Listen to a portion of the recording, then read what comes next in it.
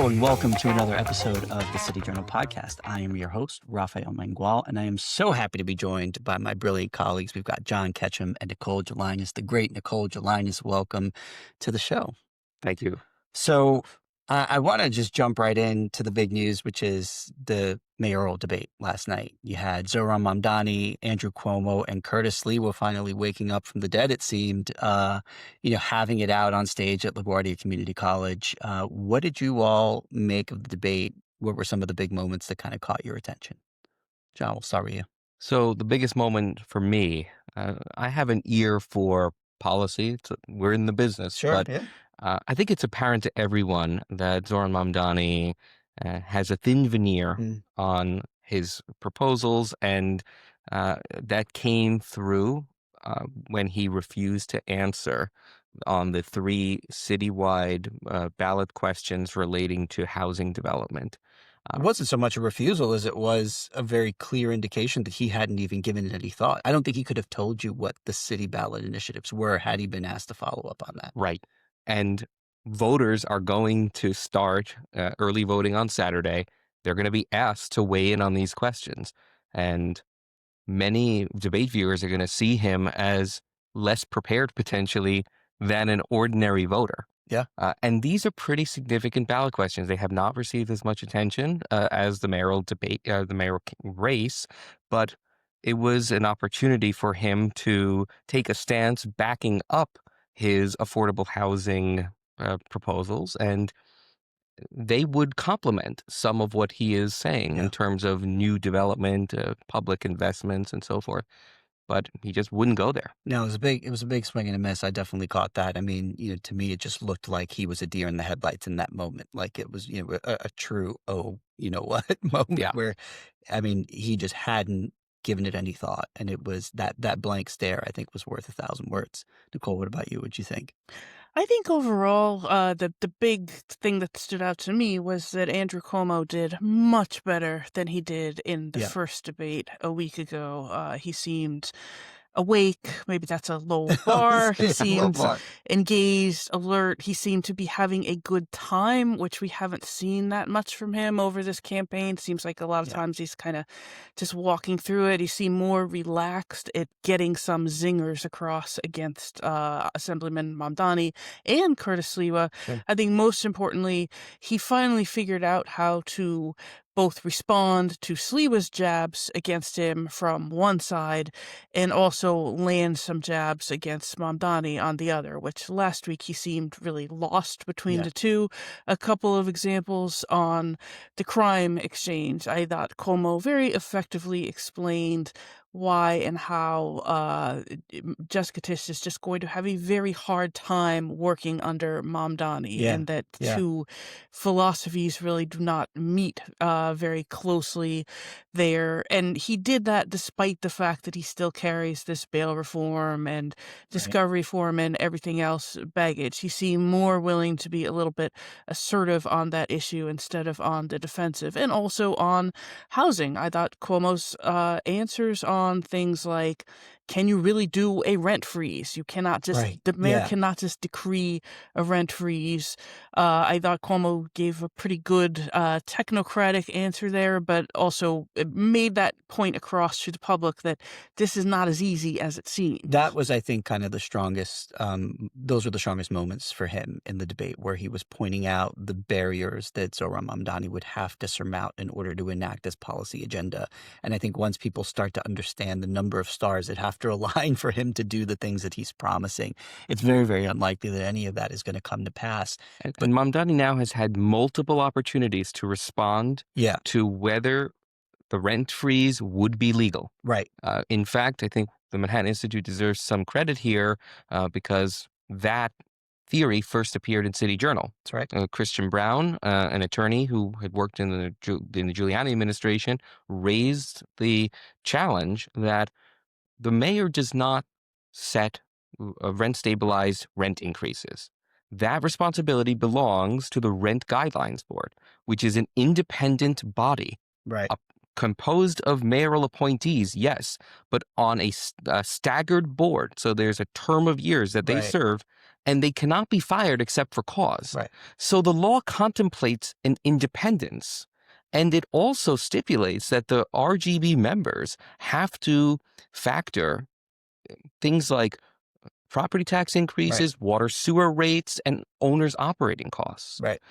What Mamdani is essentially proposing is to put members on who will only agree to a 0% rent increase for 4 consecutive years. It amounts to a great prejudgment of what should be an independent determination by the RGB. Essentially, what he should be doing is telling them to, allow for the smallest possible increase without doing undue harm to landlords. But what he's really saying is that it doesn't really matter. He doesn't care about any of that. He just wants them to kind of zero it out, which is, incredibly irresponsible. But I did think it was a telling moment where he just kind of came out and said, yeah, well, I get to appoint the members, right? I mean, so it's just, he is going to use power and bulldoze his way to whatever he wants. Ironically, something that Cuomo was often justifiably accused of doing. Right, So you have Cuomo here explaining, oh, no, you can't just do that. Here's how the process actually works. And I think in addition to the legal and constitutional issues, Cuomo also effectively said,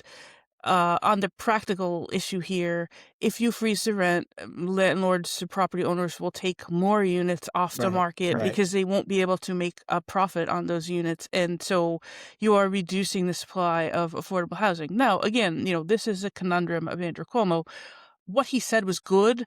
Knowledgeable voters also know he's partly responsible for this. So this is, both. This is the story of Cuomo throughout this campaign. You have to put aside some of what you know about him, right? But that's that's politics. It's no one is coming up here with clean hands. Well, I've got a story on this that I think I've told you, John. But in 2019, toward the end of that year, my wife and I were moving to Queens in anticipation of our first kid being born. We found this great apartment in Kew Gardens that we loved and we wanted. It was under renovation, but it was going to be ready in about a month, which would have been fine. We told the realtor, we're going to go ahead and take it. And 3 days later, we didn't have a lease. So we called him up and he was like, oh, I'm really sorry, but the landlord, because of this new law, has decided to stop all the renovations in the building. He's just going to take those apartments off the market and write the losses off. And we tried everything because we loved the apartment so much. It was in the perfect spot. It was right by the Long Island Railroad. We're like, well, we'll pay $500 more in rent. Well, no, you can't do that because it's rent stabilized. And, okay, well, it came with a parking spot. I was like, I'll pay $1,500 a month for the parking spot. And they were like, no, sorry, it's just not worth. And that was a real impact, in my life. And yeah, I absolutely remember that Cuomo was a part of that, just the way I remember that he was a part of bail reform and discovery reform and raised the age, which came up yesterday as well. But, as well as Cuomo did relative to his prior performances, it did seem to me like he has still not quite come to terms with the fact that his resume is not going to get him by in this race. I just wish he would have said sometime during the campaign, a big difference between me and Mamdani is I've made all of my mistakes, and demonstrate how he's learned from these mistakes. I think some of the people who are more likely to vote for Sliwa because they're aware of the bail reform and raise the age and discovery reform and the 2009 property protections laws, they might be willing to give Cuomo a chance if he would just say, look, I should not have done bail reform without the danger standard. I made a mistake and I'm learning from that mistake. But like many people, he has a hard time acknowledging that and moving past it. And I think it has hurt him a little. Something else I found curious that he didn't acknowledge throughout most of the campaign, at least didn't really become a big campaign issue, was the fact that he built a lot of impressive infrastructure. Yeah. The Tappan Zee Bridge. Well, he mentioned that yesterday. Finally. He talked about it a lot. The Cuomo Bridge. Belatedly. Well, now the Mario Cuomo Bridge, of course. He rebuilt LaGuardia Airport. Yeah, he mentioned that too. Which is an amazing triumph. The old LaGuardia was truly dilapidated and unsuitable for New York City's needs. The new one it's in fact so advanced that Zohran Mamdani took a swipe at his ordering the fountain that has musical capabilities. And I think it delights many people when they come and they put it on Instagram and so forth.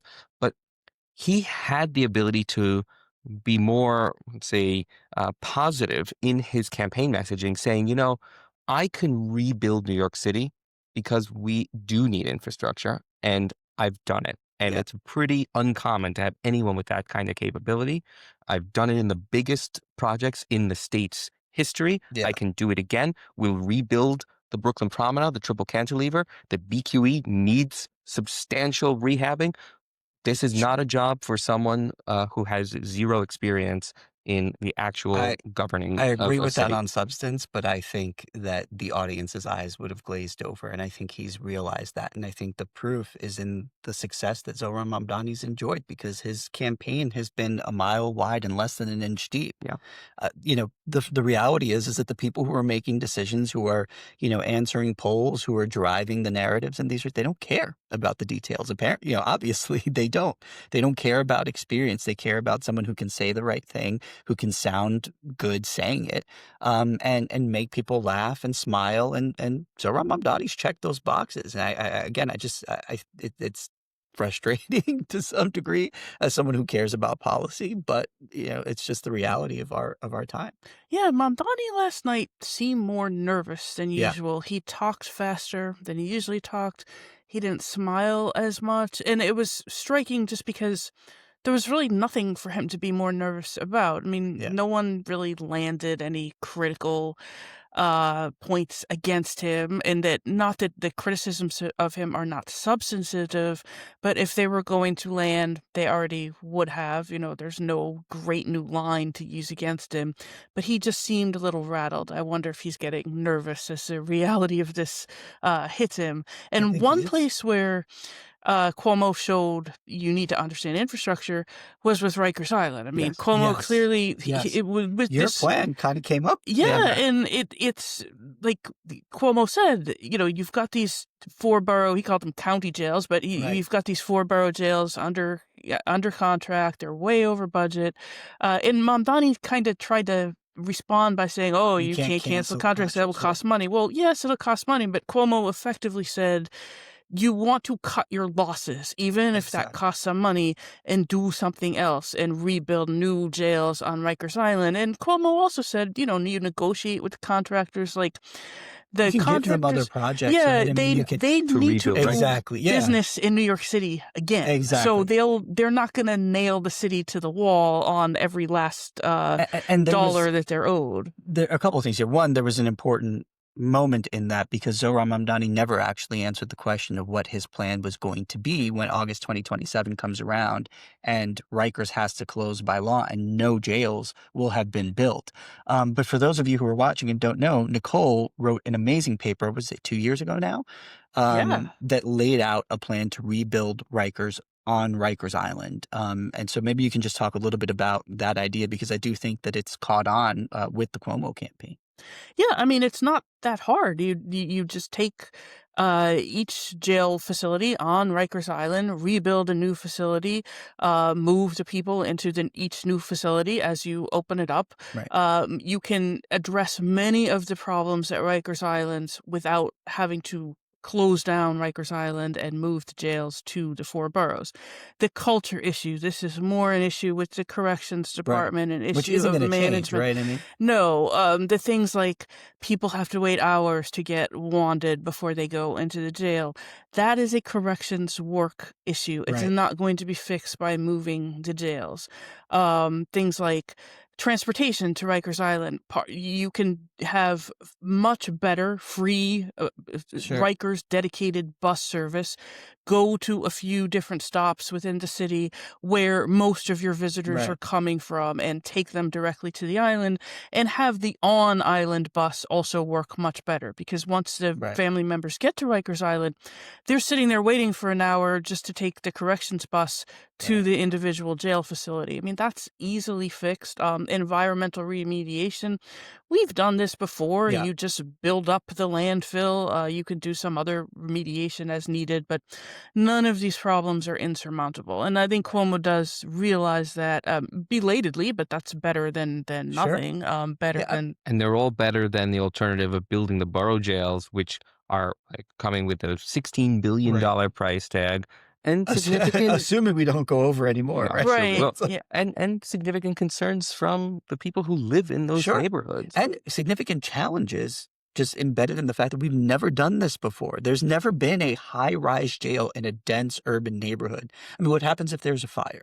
What happens if there's a carbon monoxide leak or a gas leak and you have to evacuate this place? What are the security? Are you just going to have, people who are awaiting trial on murder one just, Right. filing out the door like it's a high school fire drill? I mean, I don't think the city's really thought this through, but I do think that both Cuomo and Sliwa did a good job of sort of highlighting the impending, very dark reality, which is that, hey, if August 2027 comes around and we don't have anywhere to put these folks, we're just going to release 7,000 inmates into the street. I mean, what's that going to look like? And even if the 4 borough-based jails are built by then, which is not going to happen, 1,000% not going to happen, their maximum capacity is still going to be about half of what the current jail population is now. So we're just going to overnight, decarcerate by 50%. I mean, we did that, over the course of 10 years, and it, probably helped boost the crime spike that we experienced in 2021, 2020, 21, and 22.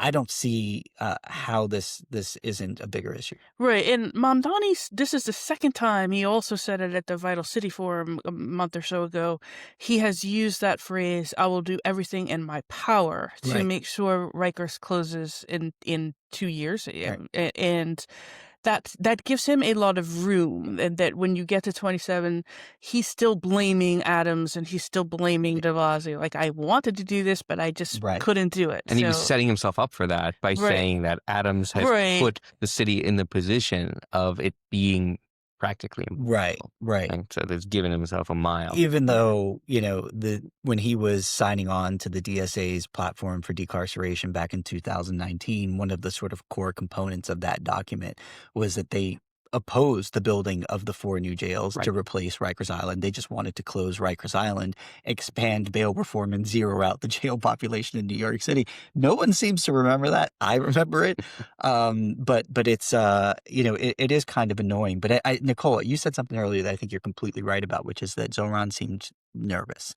I definitely got that too. And I think one of the sort of main indications was that his campaign leaked ahead of the debate that he was going to ask Jessica Tisch to stay on as the New York City Police Commissioner, which he confirmed on stage. And that's interesting to me for a couple of reasons. One is that, what Andrew Cuomo said, because there's so many incongruities between Zoran Mamdani's stated policy positions now, his recent policy positions that he has kind of sort of disavowed, but not really, and what Jessica Tisch has done to bring safety back to New York City. I mean, her strategy has revolved around hotspots policing that's intelligence driven, that's focused on gangs, that is, critical of some of the infrastructure around criminal justice reform, like bail and discovery and raise the age. And yet Zoran Mamdani is pro-discovery reform, said on stage yesterday he wouldn't do anything to change raise the age, has stood by bail reform, has come out against intelligence-driven policing in mostly low-income minority neighborhoods where crime concentrates because he thinks that it's racist. He's come out in favor of abolishing the gang database, which Jessica Tisch has said is absolutely critical to the work that they do.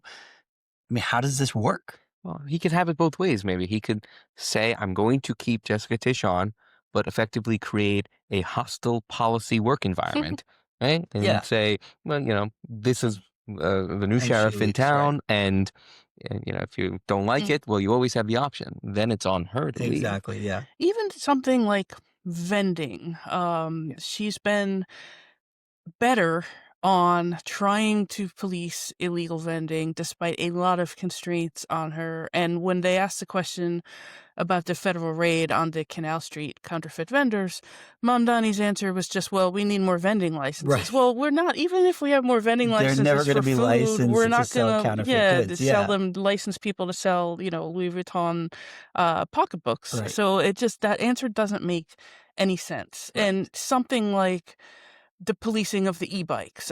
She's been giving out criminal summonses Yep. to the e-bike drivers who are going the wrong way and riding on the sidewalk, because if you give them civil summonses because they don't have a driver's license, there's no incentive for them to show up and pay the Right. summons. I mean, how would he continue backing her up on giving criminal summonses to the e-bike drivers? I mean, he Yeah. may very well repudiate all his positions, Yeah, and I that don't would see not that. be a bad thing, but Right. he just has to realize that that's kind of what he's setting Yeah. himself up for. I think, John, I think you're right about this. I think really what he's trying to do is, sort of save himself the political harm of saying he's going to choose somebody else who's more reform minded, like a Rodney Harrison, for example, who, for those of you who don't know, is a former executive within the NYPD, um, and then force Jessica Tisch to leave, which kind of, raises an interesting question. It's like, what would happen if she preempted him now and just said, well,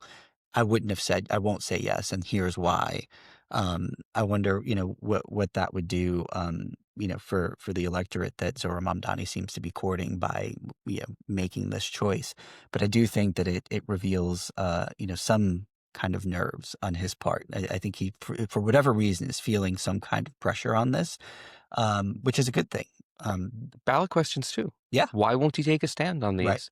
And also mayoral control. What is that going to look like? right. So for context, Mayor Bloomberg Yeah, in explain what that is. Yeah. 2002 won control over the city's school system. Right, So it used to be in dozens of decentralized districts, and Mayor Bloomberg thought that accountability was paramount and it should be centralized under the mayor's direction and a single school chancellor. And so he got the law changed in Albany, and it's been like that ever since, right, subject to periodic renewals by the legislature. Mamdani opposes the continuation of mayoral control, while also taking a stand that he believes in mayoral accountability. right. Well, the two are in great tension. I would Sure. say just shy of logically contradictory. Um, the whole point of mayoral control is to establish mayoral Right, accountability. The buck stops right. with him and the school's chancellor. But he won't go on the record to say what his educational vision would look like, what his DOE governance structure would look like, Yeah. and how he would try to maintain the standards and the excellence that he lauded yesterday on the stage. No, I think that's right. I think that's right. He just seems really uninterested in education. I mean, that always Yeah. strikes me that he just doesn't care. I thought that was another good point that Cuomo made, that you want to suddenly be the mayor of grocery stores, but you don't want to do this job that the mayor already rightly has, which is run the school system. It's just Right. never, for whatever ideological reason other than universal child care, which is not education, Right. he tries to talk as little about K through 12 or pre-K through 12 Yeah. as he can. And Well, then, of what's he course, going to say, right? I mean, right, other than, whatever the teachers' unions that support him want him to say, right. right? I And he mean, wants CUNY to be free, but that's right. another We ideological tried thing. this It's with not, CUNY, yeah, what, in the 70s, right? In 70s and 80s. Didn't work out so great. The quality of the education went down. The dropout rate went through the roof. Turns out skin in the game is important. And exactly right. I And mean, for the mayor too, yeah, to have a sense that no, we're not going to let dozens of districts have their own say on right. the way that they're going to educate children when that system was shown to breed corruption, inefficiency, and do a great disservice to New York's children. Yeah. And we spend $41 billion a year on this system. Yeah. To be uninterested in that and instead be interested in creating 5 pilot grocery stores Right. for $100 million. But to the extent that he has remarkable. talked about education, it has been to sort of push things that, kind of reduce the emphasis on excellence, right? I mean, he's come out against gifted and talented programs starting at an early age. For a while there, he was against and then flip-flopped on the specialized high schools, which he's a beneficiary of. So, yeah, I think ultimately he's not particularly interested in the city taking accountability for these results, in part because I think he understands that the results are not going to be very good. And it's been a huge weak point of Brandon Johnson in Chicago, who I think he looks to as kind of an example of what a sort of democratic socialist mayor might look like in a big American city. And one of the biggest points of failure for Brandon Johnson in Chicago has been the poor performance of Chicago public schools. So to the extent that he can put distance between himself and that issue, it actually makes a little bit of sense. Hence, it's part of the thesis here. Right. Why is he so risk averse? Yeah. What is he getting nervous? Does he and his campaign, do they know something that we don't? I don't know. I mean, it's a little late for an October It's a little surprise, late, but 2 days away from the early early voting. voting. That's right. Yeah. I mean, there are a couple of things I want to talk about. Nicole, you mentioned the ICE raid. So I'm sure everyone who's watching has heard, but a couple of days ago, day before yesterday, Immigration and Customs Enforcement agents conducted a raid on Canal Street, which is infamous in New York City for being the site of a very large counterfeit goods market, right? So you have, fake Louis Vuitton purses and fake Burberry scarves and illegal. I'm going to date myself now because I was going to say DVDs, but it used to be illegal DVDs and CDs, and all kinds of illicit merchandise. Recently, there's been something of an open air drug market where you have people selling pot on tabletops, and who are not clearly licensed pot shops by New York State or New York City. And they made 9 arrests. It was a pretty targeted operation, right? It wasn't like a massive sweep. They didn't arrest everybody on the street. They made 9 arrests of people who were engaged in selling these counterfeit goods, all of whom were illegal aliens who are likely now going to be deported, many of whom had significant criminal histories, including violent criminal histories, and people lost their minds. Protesters came out. The ICE agents were getting cursed out, having things thrown at them, being pushed and shouted at. And it was the first question in the debate yesterday, which, struck me because it seems like the outrage is about the enforcement of a law that everyone knows exists, right? It's both against federal and state law to trade in trademark counterfeit goods. And there's good reason for that. The counterfeit trade, the trademark counterfeit market is an illicit market that funds all kinds of terrible activities. It's a big revenue source for transnational gangs, for even terrorist organizations. Human trafficking. I mean, this, and for those of you who don't understand, like one of the reasons that criminals like trading in counterfeit goods is that they're very cheap to make, especially when you consider that they're made largely with slave labor overseas. They're a lot easier to smuggle because they're not going to, they don't have a particular scent. There's no drug sniffing dog for, fake Louis Vuitton. And to the extent that you get caught as a seller, enforcement trends over the years have been relatively lax, right? So you're not looking at the same amount of time that you would look at if you were caught selling crack or, fentanyl or something like that. So they're not paying sales tax or income taxes either. Yeah. So it's an incredibly profitable industry for a lot of, transnational gangs and terrorist organizations to be involved in. In fact, the 93 World Trade Center bombing, the Blind Sheikh financed that in part through the selling of counterfeit goods. At least, according to an investigation that was done by Congress. So like there is a really good reason to enforce the law here. And it seemed like when the candidates got asked about this, they were either shocked that the federal government would ever do something like this or appalled that, someone could get in trouble for selling counterfeit goods. And it blew my mind. What were your reactions to that? Yeah, it's also a nuisance problem. Yeah. And lots of New Yorkers, I think, don't particularly like having this on the street. Oh, they absolutely don't. There was an article in Spectrum News, by the way, which hosted the debate last night that was published, I want to say a month ago, where they cited a petition, an online petition that had garnered like over 1,500 signatures or something like that of area residents who were complaining and asking the NYPD to do something about the open air counterfeit goods market on Canal Street because it had ruined the quality of life. And that article had cited previous enforcement actions taken both by the NYPD and federal officials. Right. Like there was literally nothing unprecedented about what happened a couple of days ago on Canal Street. And yet that word unprecedented was used to describe the operation. Right. If the NYPD had enforced against illegal vending, it would certainly not have created the type of backlash that it did. It clearly was the Quality of Life Division did do a raid. I want to say it was like in March of this year, but infrequent and spotty at best, right? Right. But the fact that it was ICE raised the salience dramatically.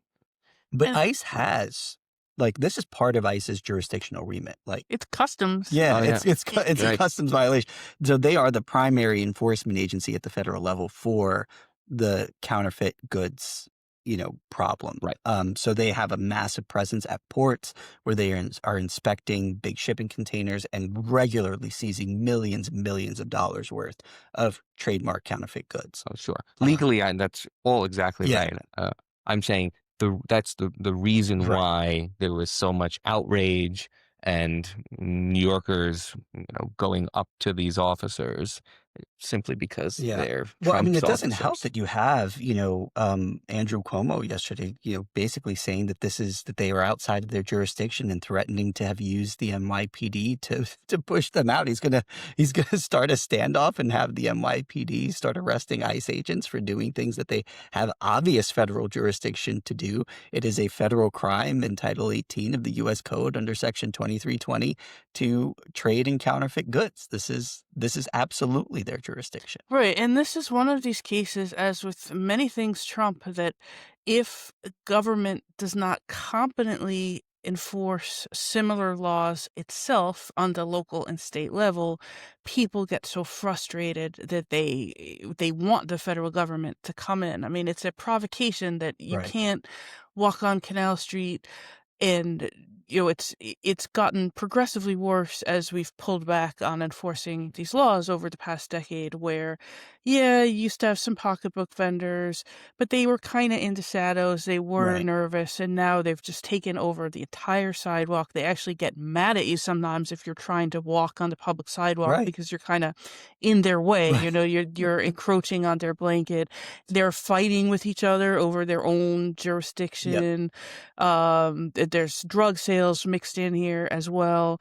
So, and this is a block away from the courthouses, the Right. federal court, the state court, and the civil and criminal county courts. So this is a real provocation that the city allows this to go on within plain sight of everybody who commutes to the courthouse. That you are putting up with day-to-day crime and disorder Right. just to go to work at the courthouse, which is kind of ironic. And this is something that the city and state should have dealt with long ago. So if you don't want the federal government coming in here, what are you going to do about it Exactly. instead? And no candidate except for Cuomo, who at least implied in saying we don't need ICE to enforce quality of life, kind of implied that we should be enforcing quality of life, but none of them had a very good answer on, okay, this is not acceptable. Here's what I would do Right. instead. It's Yeah. also a problem for people with disabilities. Yeah. I mean, Who try rolling a wheelchair down that street. I mean, it's impossible. impossible. And Zohran Mamdani had a very strange answer to this question during the debate, which was that, well, what we really need to do is just move on some of these city council initiatives to essentially legalize street vending and lower the transaction costs of selling things on the street, which is so interesting to me for a couple of reasons. One is that it completely goes against the progressive history of being pro-regulation. Right? I mean, this is essentially a libertarian policy proposal. It's like, well, anybody should be able to sell whatever they want on the street, irrespective of whether they're licensed by the city, and, no oversight, no fees, I mean, like, that Yeah. is not the kind of progressive line that you would normally get. Private appropriation of public land Yeah. for private benefit. Exactly. It's exactly right. But on top of that, it also would do nothing to have stopped that raid because, again, the jurisdictional hook for the federal action was the fact that they were committing a federal crime, which you cannot repeal through a city council law. Right, and he gave, at the Vital City Forum, he gave a very similar answer when Errol Lewis from Spectrum asked. Errol said he went to the West Indian Day Parade. There were vendors selling illegal alcohol all over the place, including to minors. What are you going to do about selling illegal alcohol on the street? And Mamdani's answer was the same. We need more vending licenses. Well, we're not going to give people licenses to sell unregulated alcohol to minors. That's So right. I think this is an instance where it's already kind of bad, so we can't blame him, but the baseline could get much worse when he takes office if the vendors realize this really is a free-for-all. Nobody is going to enforce this at all. A bad Yeah. situation has potential to get much, much worse, including on Roosevelt Avenue. No, I think that's right. I think that's right. And Roosevelt Avenue is where you have a sort of massive illicit market in prostitution that has really pissed off a lot of local residents there. I know a couple people who live, right off of Roosevelt Avenue in Elmhurst, and they are just absolutely mortified by the vagrancy and the, just blatant violations of the law that are occurring along that sort of very main thoroughfare, right? I mean, that's like it's an artery through that neighborhood. Something else Mamdani has tried to distance himself from. Right, He has stated that he does not or has never supported the legalization of right. prostitution. But the decriminalization, That's which right. is Yes. it's kind of a distinction without a difference in some ways. But yeah, I mean, again, on stage yesterday, he says, no, we're not going to arrest, the people who are doing this, which is, it's like, okay, but I don't think that what you're inviting is going to be very good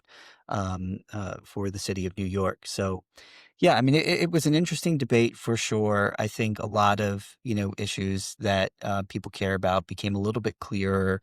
But the question is like, is that enough to really change what has been, something of an inevitable end result for a couple of months now, at least, if not longer. So, yeah, we'll have to wait and see. Well, Curtis is in the race. He has bucked all That's attempts right. to get him to exit. Even to the point of quitting his very popular radio show yesterday, live on it. on Yeah, the air. yeah, while on the air, yeah. It was Yeah. it was an incredible moment. It was with Sid Rosenberg, and basically said, "I will never step foot in." I mean, he views it as kind of a betrayal by by Sid, by John Catsimatidis, who runs the station, also has a show, to ask him to get out of the race. Which is He took personally. understandable. Like, I completely agree, or not agree, but I think it's reasonable for people to try to persuade Curtis Sliwa's voters to vote for Cuomo instead, but that is different from the pressure to get Curtis Sliwa to drop out of the race. I do think Is there it though? are, Because I mean, well, if he's still in the race, then why still be in the race if you're asking his voters to vote for Cuomo? I think because there are implications to telling someone who won a major party ballot line, In a city you in which that should major Unopposed. drop party out. has zero Yeah, I mean, influence. they're sort of blaming Sliwa as the proxy for a lot of problems, including that nobody contested the line. If they had wanted to Sure. run a different and perhaps stronger on policy and biography Republican candidate, the state and county Republican operations Sure. should have thought of that, a year ago. I'm sure they did, Yeah. but I also think that they had sort of come to the conclusion that it doesn't matter who wins the Republican primary because New And York is suddenly not in a it place, does. right? So Well, they could have also put something of a placeholder weak candidate Sure. and use that leverage to extract concessions from Cuomo Yeah. to say, we'll pull out, but you've got to agree to a couple. But they would have had to have anticipated Right.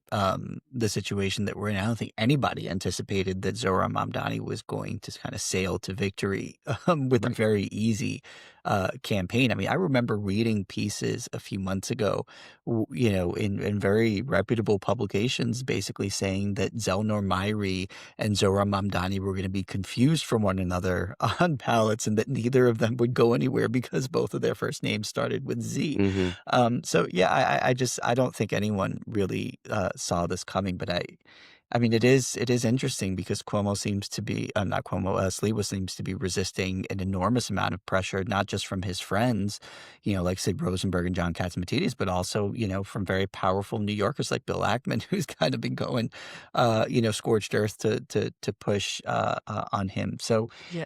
Well, the polls were wrong during the primary by and large, or they at least didn't capture Right. Mamdani's last-minute surge. They could be wrong again this time. I mean, you have a couple of things that are happening. Mayor Adams just announced moments ago that he's going to be endorse Governor endorsing Cuomo. yeah. And they sat courtside together at the Knicks opening game last night, flashing thumbs up signs. That's one thing. maybe a modest bump, but Yeah. maybe a meaningful bump, especially among Black voters who are already predisposed to voting for Cuomo. Right. And maybe the polls are not capturing the electorate as it will turn out on election day.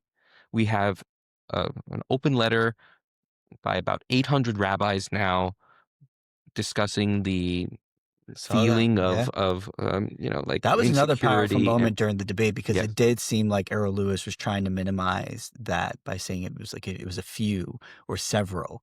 And Cuomo jumped in, was like, no, not several. At the time, it was like 680 And or that's a something like place where Cuomo finally landed a good line Yeah. against Mamdani when, Mamdani was waxing about how he's going to create safe spaces against anti-Semitism. And, Cuomo said, you are going to be the savior of the Jewish people. I thought that was Right. effective. He made that point without sounding too negative or dour, which is hard to do. If he had been doing that all along, it might have been a very different race Yeah. by this point. and the why won't you BDS Uganda? I thought was pretty Which he powerful never too. answered. He never answered. Which he never answered. So for those of you who aren't familiar with this exchange, Zohran Mamdani was photographed a couple weeks ago with one of the political leaders in Uganda whose name is Rebecca Kadaga, Deputy Prime Minister, who has infamously led a campaign against homosexuality within the state of Uganda and helped to lead the legislation Right. for the Anti-Homosexuality Act of which 2014. criminalizes simply being gay. Yeah. Which is, completely at odds with the tone and tenor and substance of Zohran Mamdani's campaign. I mean, here he is doing videos with, drag queens and promoting that on Twitter. So, it was, or X, I should say. It was kind of interesting because Cuomo called him out and said, okay, well, hey, you say that we should boycott and divest and sanction these other states like Israel for doing things that violate human rights. Well, here's something we all agree is a human rights violation, right? I mean, what does Human Rights Campaign exist to do except push on this issue? And yet he did not answer that question. He did not. The only question that Cuomo got to ask him, by the way, because there was only one question allowed during that cross-examination section of the debate, and he didn't answer it. I think everybody noticed. Agreed. So here's our closer. Do you think the debate makes a difference in the outcome of this election? I think it does in the margins. Okay. And that matters because if Mamdani wins with a majority, that feels a lot different than if he wins with a plurality. Interesting. Okay. Remember, a lot of his platform depends on cooperation with Albany. Right. They're going to look at these numbers and say, well, how much are we going to give him of what he's asking for? If he wins with a majority, they've got to give him a good amount. If he wins with a plurality, they can pump the brakes a bit and say, we'll give you something, right, but not everything, or at least a whole lot less. Right.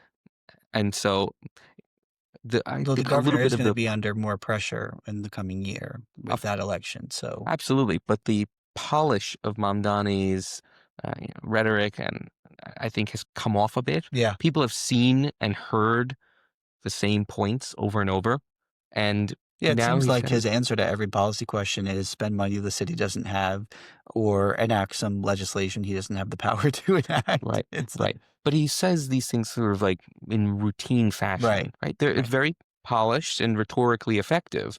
But on the fourth of 2 debates in the primary, 2 debates now in the general, it's time to talk a little bit about the substance. Right. And to the extent that, he did, it was either underwhelming or it was lacking. Yeah. And so, voters can see that. It's not surprising. I think voters can also see the fact that, outside of the debate, which is, where they're getting 15-second answers, 30-second answers, where it's very easy to filibuster. Right. So Mamdani has not subjected himself to a real cross-examination by someone who is critical of his campaign. I mean, that used to be a tradition where major candidates in big, significant, salient races would actually sit for an interview with someone that they knew was going to give them a hard time.